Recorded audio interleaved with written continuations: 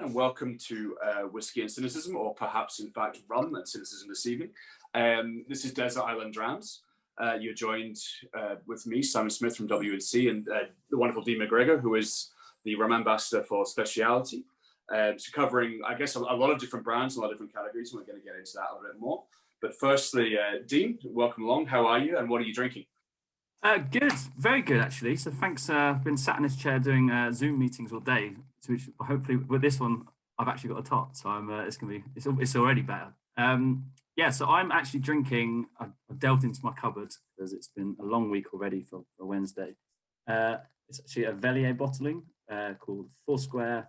It's a collaboration between Vellier, which is an independent bottler over in Italy, and Foursquare from Barbados. And this is the Patrimonio, which is delicious. Excellent. Well, I mean, for me, a rum chat can only be accompanied by a daiquiri, so chin chin. Good man, good man. Cheers. But I guess the daiquiri was a slightly contrived plot point device for me to get onto my first question, which was basically I find rum fascinating because you have, it's so aligned with the tiki culture in so many ways, and there was that kind of side of things, I guess, in the middle of the last century where people like Trader Vic and Don the Beachcomber brought about this kind of almost contrived Polynesian thing, shoehorned a lot of rum drinks and a lot of kind of classics into it. And a lot of classics a lot of cocktails most people know will be rum drinks, Mai Tais, mojitos, daiquiris, whatever. But on the other side of rum, you've got this very serious kind of high-end, premium sipping kind of aged liquid akin to whiskey. But the rum world, to me, always straddles those two very, very well and has something for everyone in a way that I think maybe whiskey sometimes doesn't. Would you see that as something that whiskey can learn from, and I guess a place where whiskey is likely to end up? Potentially. Well, rum has always I've always seen it's had a bit of some people consider to have like a bit of an identity crisis. As you say, a lot of people see that tiki, the fun. If you go to that's the stark difference between rum and a whiskey show. A lot of the people look very similar. Everyone has like a good camaraderie. Everyone's tasting beautiful spirits, but it's a lot more colourful shirts in the rum shows. So, everyone gets dressed up a little bit more in that kind of sense. So a lot of people, rum will always have that kind of fun element to it, and it's like a good camaraderie, especially like the UK Rum Fest and some of the like Leeds around the UK. You get a lot of people coming around they're there for a good time and to discover good spirits. There's the whiskey shows. I'm not saying people don't have fun, but it just seems a bit more serious. There's a lot more tweed, a lot more tartan. I've got tartan. I'm not saying that's a bad thing, but it just seems the rum guys are having a little bit more fun. I guess that. Yeah, whiskey shows tend to have a bit more tartan and a little less shit on fire, from my experience. Yes. But then again, that sort of negativity, that part of the rum show does have the negativity. Like a lot of people, like a lot of even some adverts you see, a particular brand, remain unnamed for now, on their current advert on the telly. And like, you don't actually see anyone drink the rum. You see them spit it out and set it on fire. And you're like, is that a good thing? Yeah. Yeah, while we do encourage you to have fun with it, not sure that's yeah. Yeah, I mean, I think for me the kind of the mixing side to it, do you find for those that are into bottlings like the one you're drinking and things like, who seek out like Coronis and want to have arguments about sugar content, do they tend to find it a negative side, the mixing side, the fun side? Do they think it should, are there a lot of purists out there in the same way that whiskey has? Oh, absolutely. Especially now, I think I think it's kind of gone the other way though. With a lot of people are brought into rum, as you mentioned, through that tiki culture, through the cocktails, through the daiquiris, and then when people start sipping, they become like cocktails become second nature, and the sipping and these kind of bottlings become they start sipping them neat a lot more, and kind of that's the way they drink their rum. They kind of switch around. Whereas whiskey, I find, what I've noticed is there's a lot of, you don't mix whiskey. So a lot of the whiskey producers are trying to force the other way around. So people are now finding and learning into the mix, if that makes any sense. So they've kind of come from different angles. From rum coming from the mixing, whiskey, a lot more people mixing with whiskey, we're finding, especially with the likes of Chivas and Monkey Shoulder. I know they're designed to be mixed. But yeah, there's a definite snobbery, elitism, some would say, in in the rum world, which is great. It's welcomed because it's a lot of the producers have listened. A lot of producers, like the likes of sort of Mount Gay, your Eldorados and Diplomaticos, have been producing sort of 12-year-old aged rums since like the 90s or the 80s in some cases. They've seen the potential, but it's only kind of now you're there kind of seeing rums is accepted as like an equal, if you like, to everyone else. So they've played the long game, but a lot more people are appreciating it. And you say a lot more people are calling out a lot of the sort of creative marketing, shall we say, on brands, if it's got a pirate slapped on it, a mysterious age statement, for example. A lot more people are calling that out, and it's becoming a lot less acceptable, which again is great for transparency and for the whole category to grow, really. People are getting a bit more trust in what they're drinking. It's interesting. It's something that comes up a lot on these chats and in general is the whole Scotch whisky thing, the SWA being so tight on regulations and really protecting the Scotch whisky brand, and whether as a result Scotch whisky producers are slightly kind of hamstrung by it because it is a bit limiting. The rum world's never really had one governing body because it's made, well, for anyone who doesn't know out there, whiskey as a rule is made from grain and aged, any kind of grain, corn, rye in the States, barley in Scotch predominantly, whatever. And rum is from a sugar or sugar product, sugar cane juice, molasses, that kind of thing. Because of the commonality of sugar as a base product, it's made so many places it's so hard to regulate. Do you think that rum is moving towards a more heavily regulated thing? There's a situation kind of across it, and if so, do you think there's some caution to be taken from the kind of over-regulation that kind of happened in Scotch? Yeah, that's the thing. Rum. A lot of people would say that rum doesn't have any rules, but much like as you said, like whiskey can be made is a global spirit as well. So there's Japanese whiskey has some rules. Scotch has some very strict rules. Obviously, Ireland, America, they all have their different rules and regs and their different ways and different production methods of making their whiskies. So does rum. A lot of people would kind of clump the Caribbean together, like, oh, it's a Caribbean rum. You think the Caribbean's made up of like 40 plus islands, 50 plus islands, each of which have a different cultural history, speak different languages, have different cultures, have different production methods. So each island will have their own rules and regs. Again, it's not seen globally. That's what Richard Seale famously said. Will rum ever have an overall governing body? And he just came straight back with a deadpan face and went, will whiskey? Will everyone agree? He was like, okay, fair enough. But you're seeing like the likes of Martinique, which is actually part of France. Didn't know that when I visited, they actually use the euro. It's actually considered part of France, which is amazing. It's like the longest internal flight ever.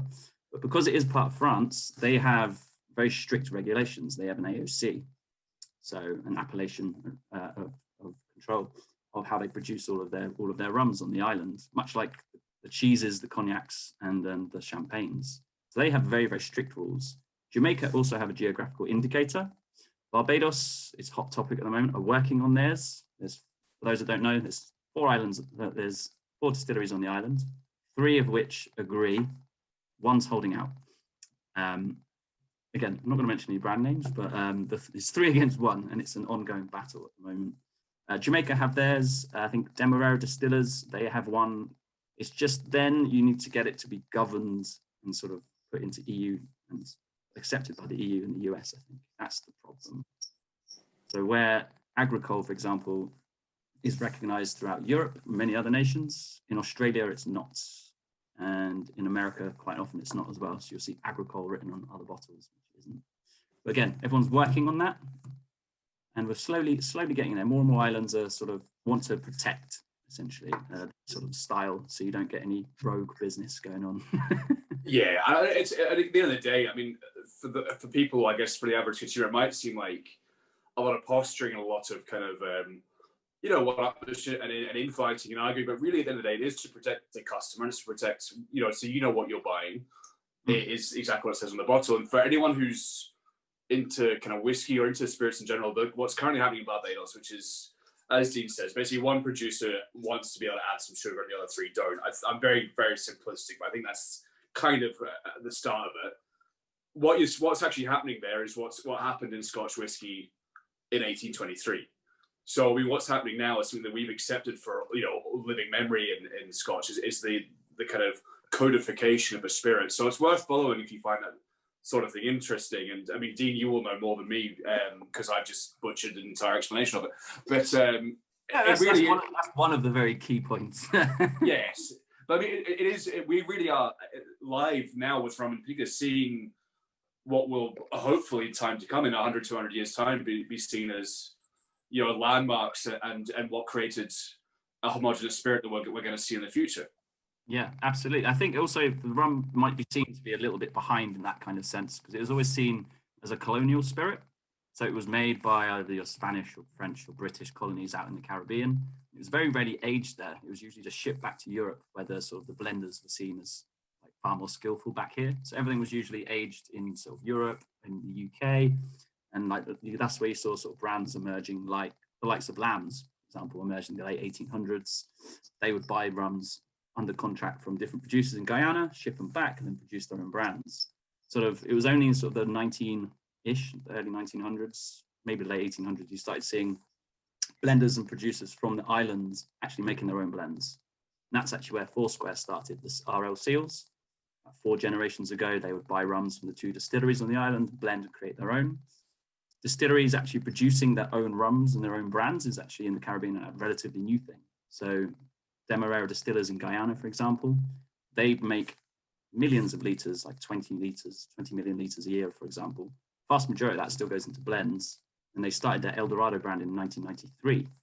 Appleton Estate started, I don't know when, but it was like the 60s and the 70s, perhaps. Foursquare, the RL Seals, they took in production in 1996. They started distilling their own. So producing and actually aging and having brands from the islands is a relatively new thing, which is why they want to start protecting it rather than it just be seen as, oh, they want to make it their own, essentially, put their own stamp on it and have their own control on things, which is fair enough. Yeah, I mean, it's interesting to see that development of an industry. And I mean, I didn't realize that a lot of those brands and a lot of the production sites were so recent. And I can draw parallels to the Australian whiskey industry as well, which is going through a lot of kind of landmark moments, branding and transparency and things. But if we could probably go on about that for a long time. And I actually want to keep. I don't want to keep talking about this because I don't get to talk about rum very often, and I learn a lot every time I do. But one of the questions that I can ask everyone who comes on this is, we've all had some pretty interesting and kind of glorious experiences in the drinks trade. You know, you just mentioned being in Martinique, for example, would be one thing that I'm sure you only were led there due to a rum situation. Of those many that I'm sure you've had, what's your favorite kind of drinks or rum related memory? I've got a couple. That's a great advantage of working in the rum industry is because it's usually made in a beautiful, hot, tropical place. So when you go do a little visit to distillery tour, it's usually a long haul flight to somewhere quite exotic. This is like a humble brag as well as a great memory. Early 2019. So I started with Speciality in September 2018, and in early 2019 I went on a trip. Like a 10-day trip with Luca Gargano of Velia, who's released, he's one of the biggest names in rum right now. He's been promoting traditional, like unadulterated, like pure rum from the Caribbean for the last 40 odd years or so. So I got invited to go on a trip with him and Sukhinder Singh, who owns my company in the Whisky Exchange. So we did a 10-day trip, 10-day trip, 5-island hopping tour of Caribbean islands, which was fantastic. I've got 2 favorite memories I want to talk about. One of which was we were staying at Hamden Estate. Hamden Estate is a very, very old distillery, very traditional distillery in Jamaica, in the really rural area of Trelawney. And we were staying at the Great House, which was built in the 1750s. Fortunately, now it has aircon now, which is great. and it was the last night before our flight home, or flight off to another island. And they took us off. Sukhinder mentioned that one of his favorite memories was being up in Scotland and going into an aging warehouse and just pulling open some casks at midnight, just under darkness, under the full moon, and just kind of having a sip whilst no one else is around.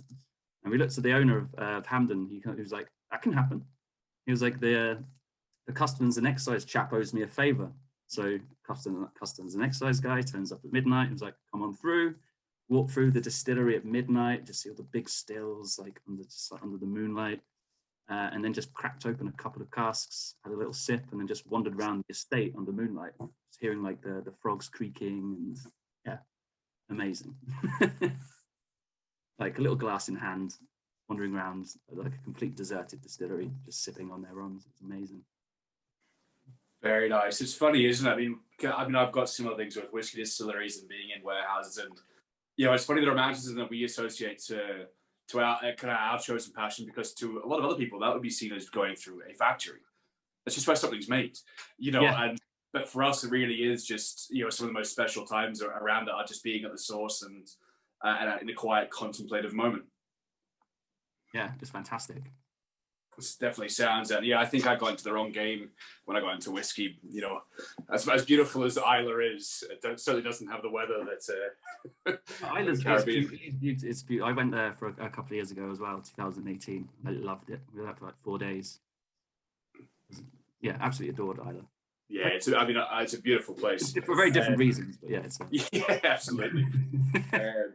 So and I guess the next one, which is not quite as positive a question, I guess, but what annoys you most about the industry you're in, be it drinks or rum or the above?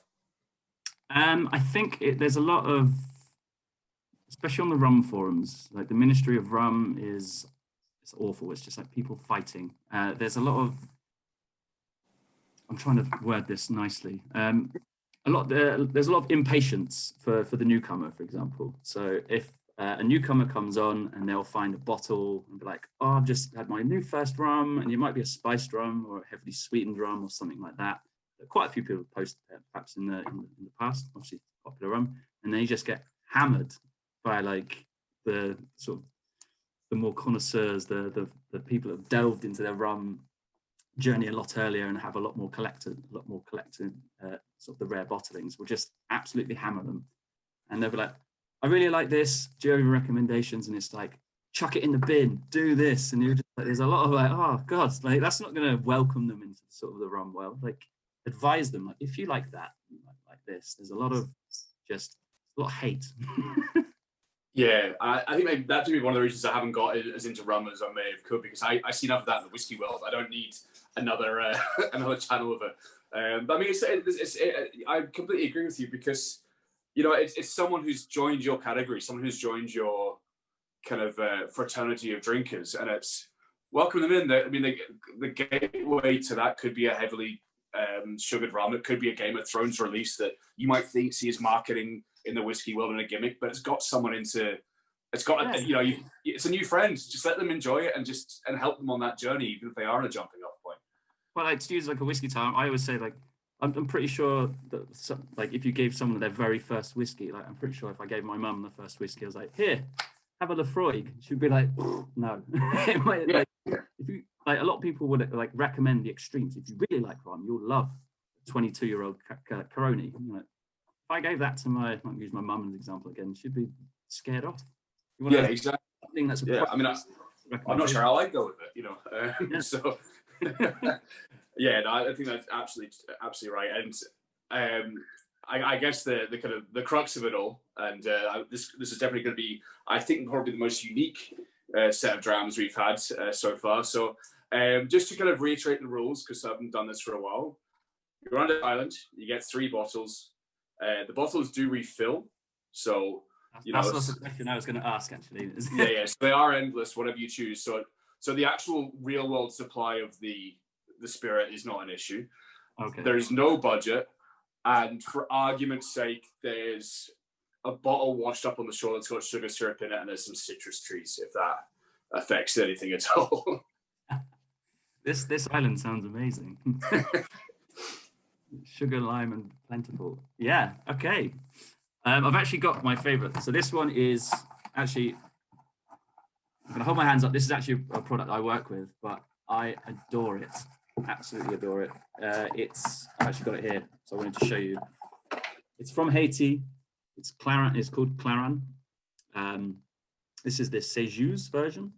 So for those that don't know, this is from Haiti. So Haiti is very different to the rest of the Caribbean, because they had their revolution a lot earlier. There's very little westernization. and it's more like Africa than it is the rest of the Caribbean, which is very westernized. They have a huge amount of biodiversity, as I say, not a lot of westernization, and a lot of sugar. So these are essentially, I always describe them as, if you look at rum has a lot of the technology, it's all aged, a lot of it's aged, not all of it. It has the big marketing budgets and things like that.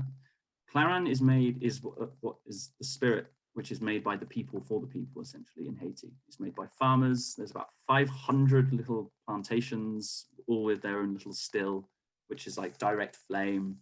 They have their own like biodynamic sort of natural sugar cane, which is everything's done naturally. It's wild fermentation, distilled once, and then just put usually in a plastic vat and sold at the market. But this is it. It's like rum used to be made like 200 years ago, and it's fresh sugarcane juice and wild fermentation. So it's a little bit funky. It smells like grass and sort of like banana skin and pineapples with that little bit of funk. You could just sit and nose it all day, and when you get it with some lime and sugar.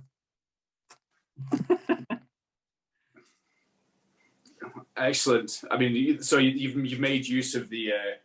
I've made use of lime and sugar already. Already, yeah. So have you got two more to take to? Yeah. I'm assuming there's some coconuts on this island as well, because this. Why not? Yeah, of course. Why not? I mean, if there's a bottle of sugar syrup, a coconut would be a lot more likely in fairness. Yeah. I'm liking this island already.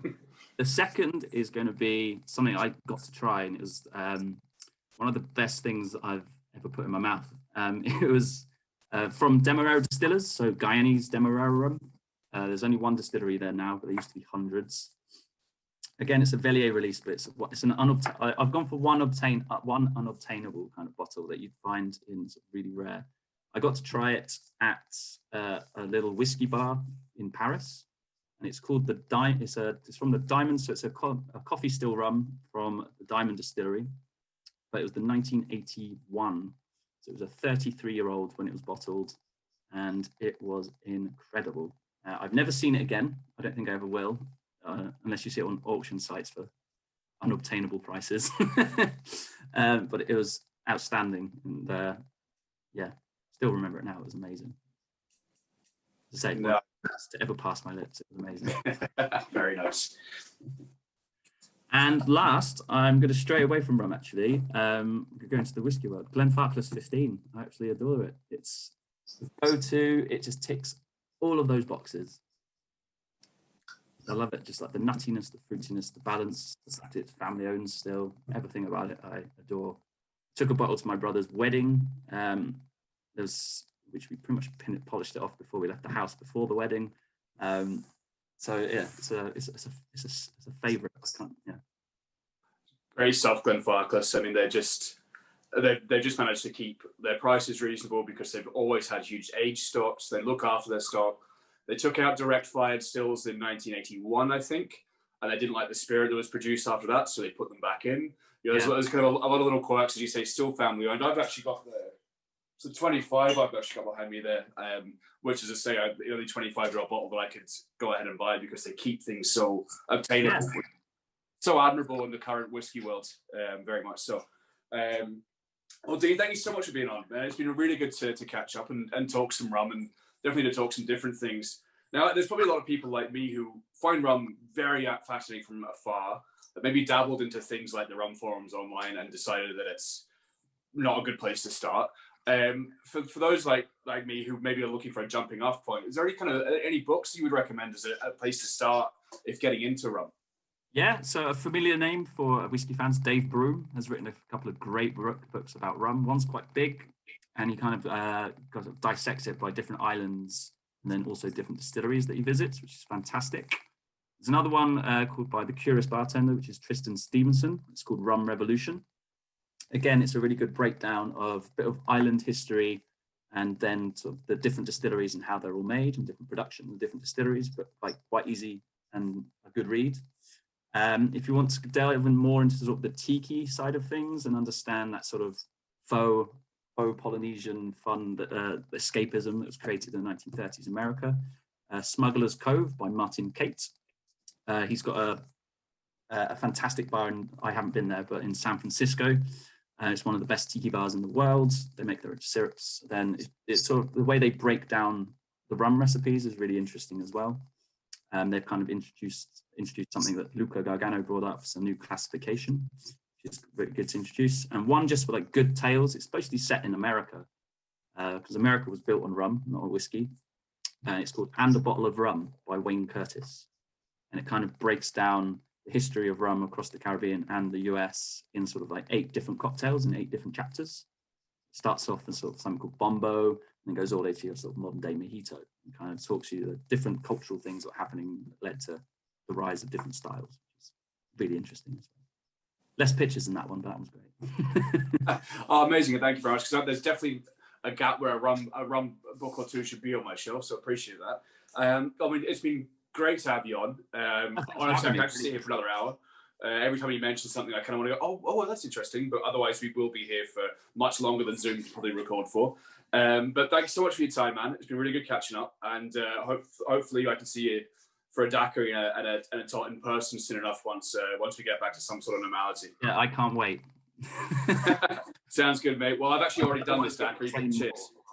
Cheers. Thanks for being on. Cheers, pal.